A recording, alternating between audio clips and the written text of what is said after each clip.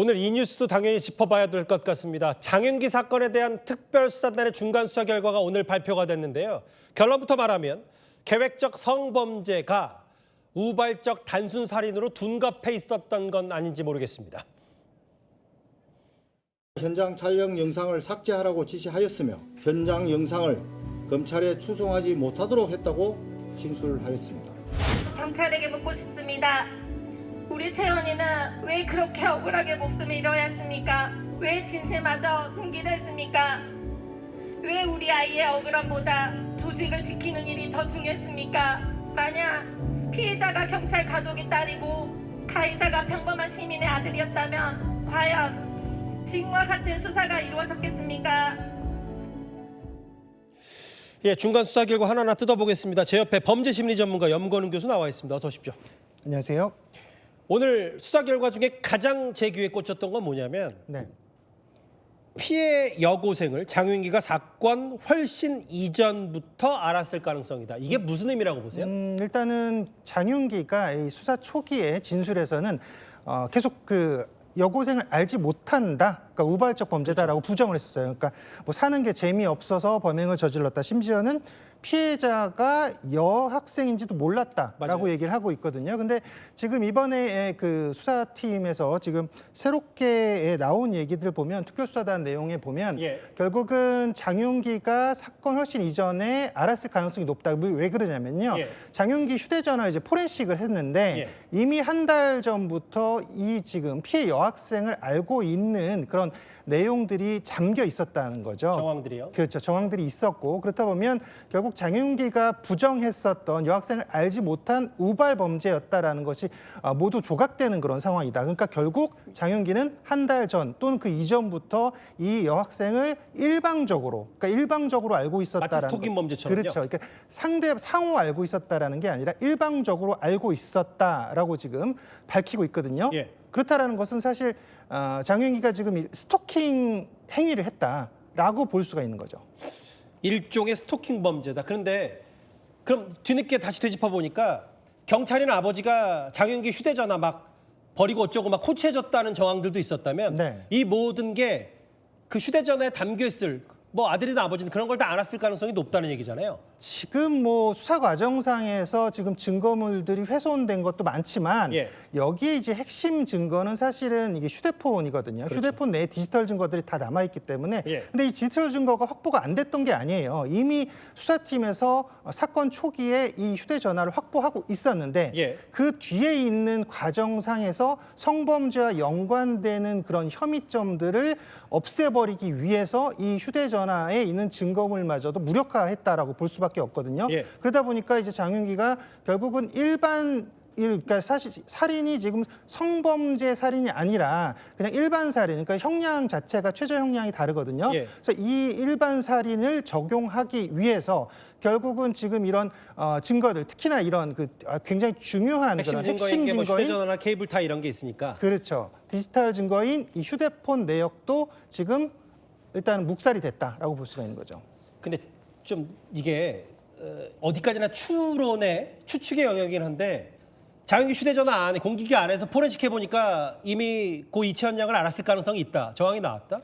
근데 그 범행 바로 직전에 외국인 여성 성범죄 가능성도 있고 그럼 이런 걸 종합했을 때 휴대전화 안에 혹시라도 또 다른 피해자들의 범죄를 저지를 만한 정황 증거가 있을 가능성도 있는 거 아닙니까? 가능성이 상당하다고 저는 봅니다. 왜냐하면 일단 장윤기의 일단 행적들을 보면요.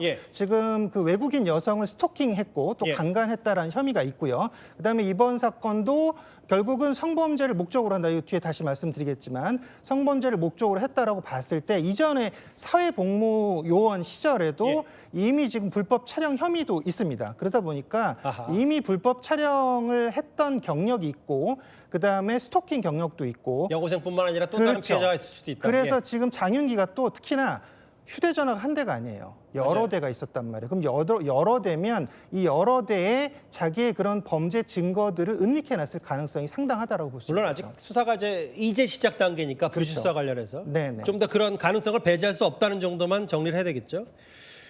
그러면 이런 성범죄 혐의 자체를 알고도 경찰은 이게 성적으로 좀 몰아가지 말라. 알고도 뭉갠 셈이 됐는데요.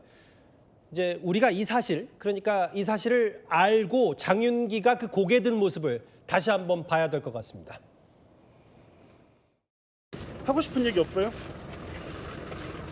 내 범죄 아닙니까? 근데 왜 여학생을 공격했습니까?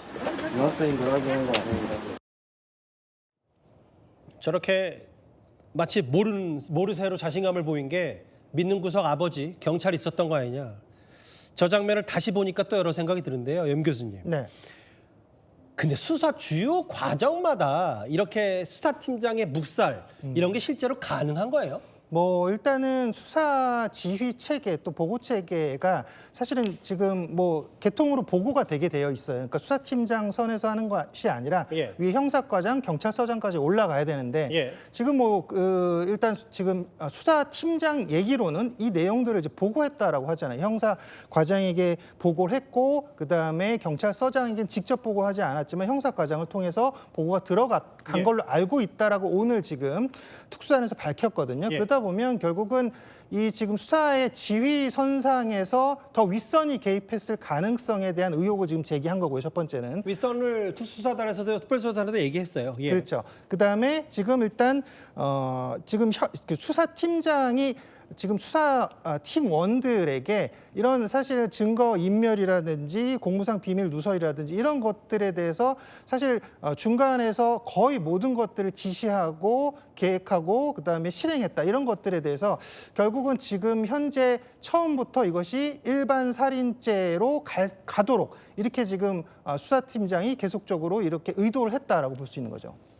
전문가시잖아요. 그럼 윗선 누구입니까? 윗선이 누구예요? 지금 뭐 일단은 광주 경찰청까지 지금 수사를 하고 있거든요. 그러니까 윗선이 지금 사실은 형사과장, 그다음에 경찰서장까지는 지금 수사 대상이고요. 그다음에 해당 청, 광주경찰청도 지금 수사 대상에 있는데 과연 이것이 지금 광주경찰청까지 올라갔냐 이 여부는 사실은 들여다봐야 되고 아직까지 오늘 발표된 내용도 이게 수사 과정상이기 때문에 모든 내용을 공개한 건 아닌 것 같아요. 그런데 일단은 지금 수사팀장은 지금 여기서 내 선에서 한 것이 아니다. 내 윗선에서 그러게요. 분명한 지시를 했다라는 그런 언급이 있었거든요. 그러니까 이 부분은 사실은 좀 더 수사를 해봐야지 나타날 부분이고 대목인 것 같긴 해요. 하지만 일단 수사팀장이 지금 자신의 라인상에서 모든 것들 증거를 사실은 인멸하거나 또는 이런 공무상 비밀을 누설하거나 이런 지금 형태의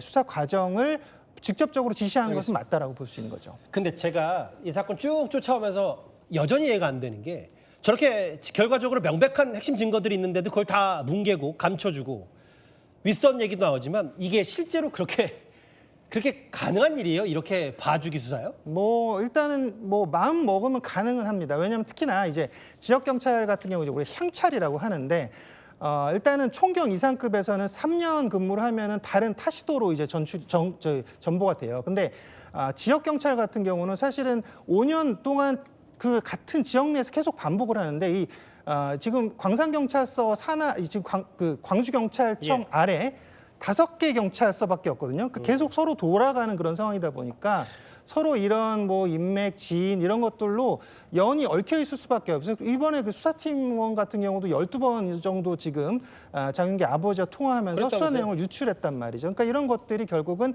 지역 경찰에서 사건을 조작, 은폐 또는 뭐 증거를 인멸하겠다라고 마음을 먹으면 충분히 가능할 수도 있다라는 걸 보여주는. 오늘 특별수사단의 중간수사 결과 발표를 범죄심리 전문가 염건웅 교수와 함께 짚어봤습니다. 오늘 말씀 고맙습니다.